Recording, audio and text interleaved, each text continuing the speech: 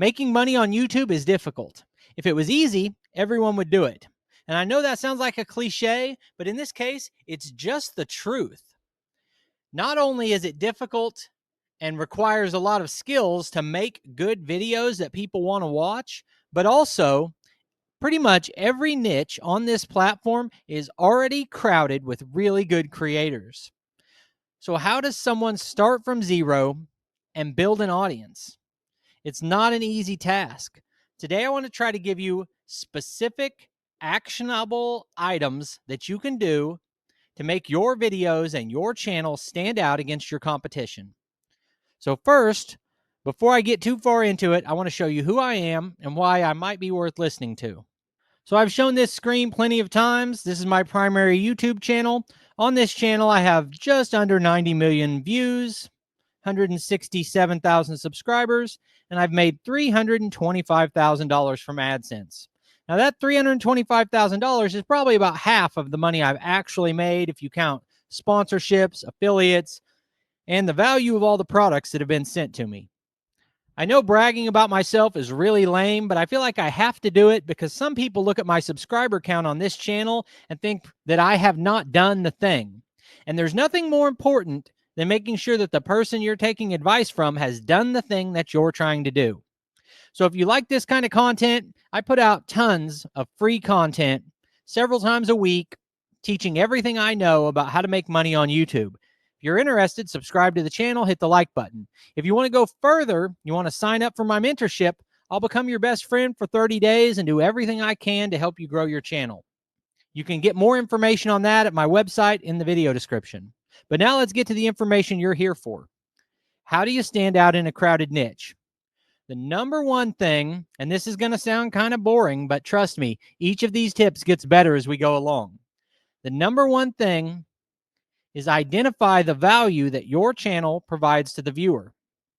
See, people, especially people who are new on YouTube, but even people who've been doing this for a long time, have a tendency to think about videos in terms of what video do I want to make or what video will get views, when really your videos are not for you. They don't exist for you. If you think about your videos serving a purpose for you, you'll never truly win.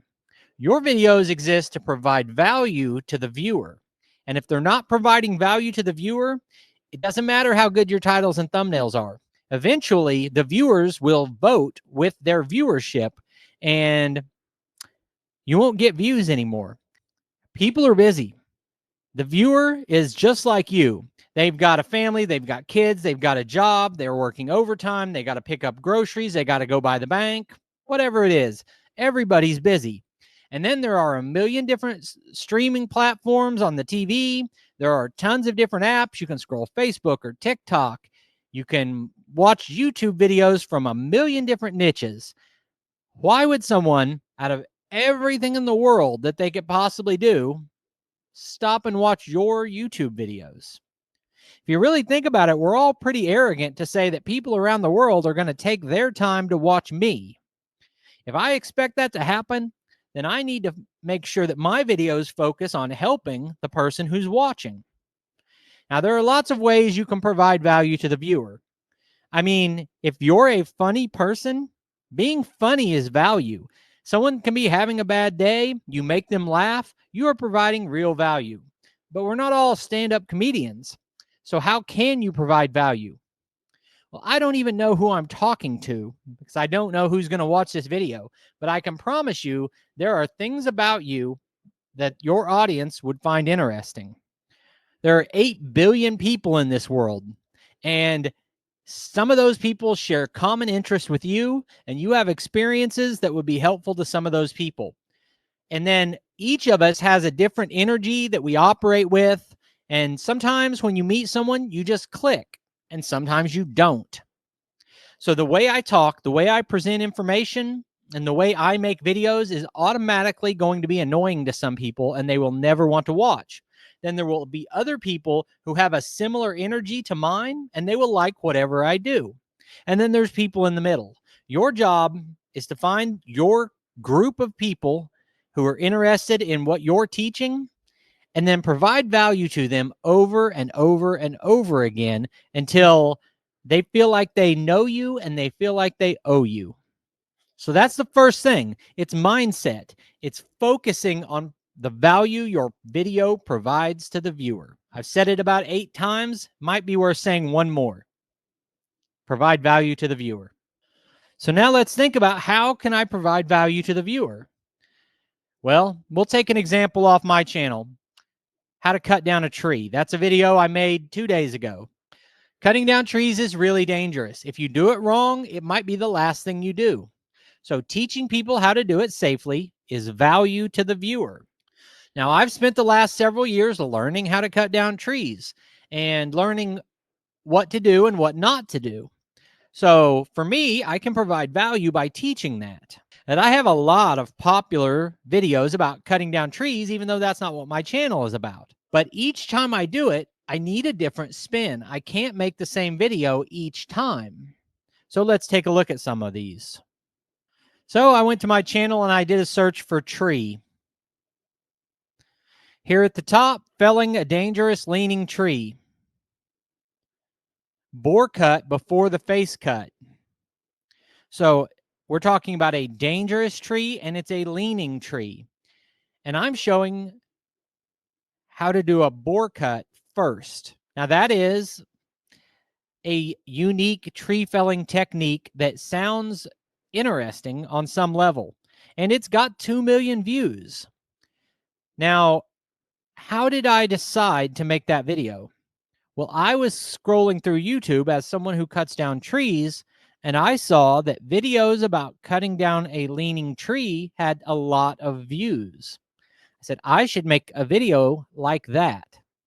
Then I studied all the similar videos, and I looked at their title, and I looked at their thumbnail, and then I incorporated those into mine. But then I tried, and who knows if I did or not, it's subjective, but I tried to make a better video. And out of the 10,000 videos on YouTube about leaning trees, mine's probably got the 3rd most long form views. But that didn't happen on accident. I studied the topic. I found a topic that was proven to have high view counts. Then I studied the topic and I executed on that. And executing on an idea is about viewer psychology. Curiosity is good. I have a saying that goes, sometimes different is better than better. So if I did a better job of cutting down this tree, but I did it the same way as everyone else, that might not have been a winner, even if it was better. My way looks different when you look at the thumbnail. First, why are there straps around the tree? It looks different. Look how long my bar is. So with that, I went for curiosity. Then look what we've got right behind it. How to cut down a dangerous leaning tree. So I went with the same title idea, but instead of the intrigue portion of the title being bore cut before the face cut, I added some different intrigue by putting these words on the thumbnail. Snipe the hinge. Well, what does that mean? Some people might know what I mean by that, but a lot of people are thinking, oh, that's an interesting combination of words. And normally people don't bore the chainsaw into the front of the face cut. So what is this guy doing? Again, I felt like this video really taught an important skill or an important lesson that could be valuable to the viewer, but also there was curiosity in it. Still on trees, here's one for you. Now, this isn't cutting down a tree, but this has 800,000 views. How to remove a tree stump naturally. My viewers were telling me I should do a video on natural stump removal because I have so many videos on other ways to remove a stump with a machine or a piece of equipment.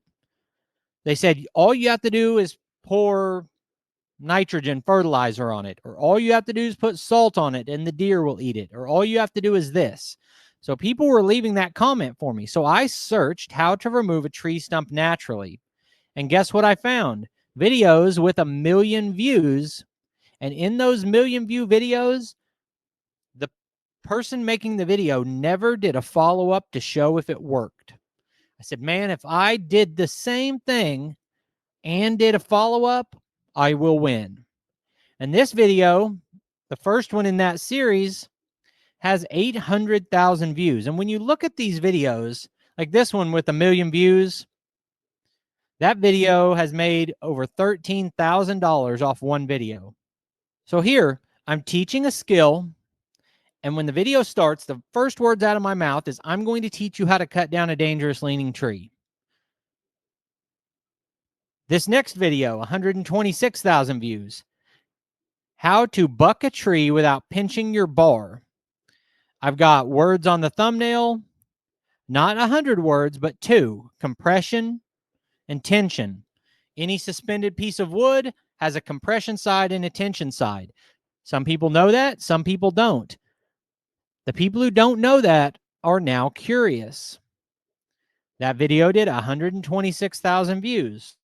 Now, at this point, I'm thinking about it and I'm saying, I'm not a tree felling channel, but occasionally I cut down trees, and it seems like whenever I cut down trees, I get a lot of views.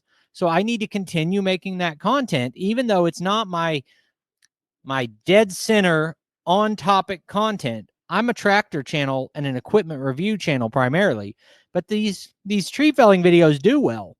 If these videos get views and they provide value to the viewer, I should keep making them. But how do I make another video about cutting down a tree that gets a lot of views? Well, that's a new challenge. I don't know. So I started searching out loggers who live within driving distance of me. And I found that the state of Missouri 2023 Logger of the Year only lives a few hours from me, and he makes videos. So I used his credibility for my title, and I helped him in return by coaching him on how to grow his YouTube channel and shouting him out in the video. So now, even though I have a lot of videos about cutting down trees, I found another way to stand out while doing something that is repetitive. At some point, cutting down trees is cutting down trees. It's like, how many videos can you make about the same thing that all get high view counts? Well, tell a different story each time. This one is advanced tree felling techniques with the state logger of the year.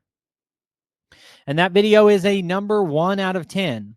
And if you're brand new to YouTube and don't know, YouTube always gives you how your video ranks compared to your last 10 videos. That video was number 1 out of 10. So I made another one. Tree cutting disasters caught on camera. How to avoid it. Capitalizing on what's working and finding the story within what's happening. So I always say one of the most important skills a YouTuber can have is the ability to see what happens and find a story within it. So how do you stand out in a crowded niche? Make videos that provide value to the viewer. Do your research and find out what is working in your niche. Then find a way to do that better than the competition. If somebody else's video is... Lots of people in my niche had videos about cutting down a leaning tree. So I watched all of their videos, compiled all the best tips, put my own spin on it, and made a version of it with my own personality. The last tip is be 100% authentic. I am a forgetful guy who makes messes and doesn't finish my projects. And I had a business fail and go out of business in the last 5 years. I show all that and I share it, and the viewers respect me for it. So be 100% real, even if it makes you look bad. So if you're watching this and you said, I want to learn how to do what Brock has done, live my dream of being a full-time YouTuber, click the link in the video description, go visit my website, set up a call with me. Let's see if we can work together. I appreciate you taking time to watch the video. I'll put links on the screen to a couple more of our videos, and I'll see you next time.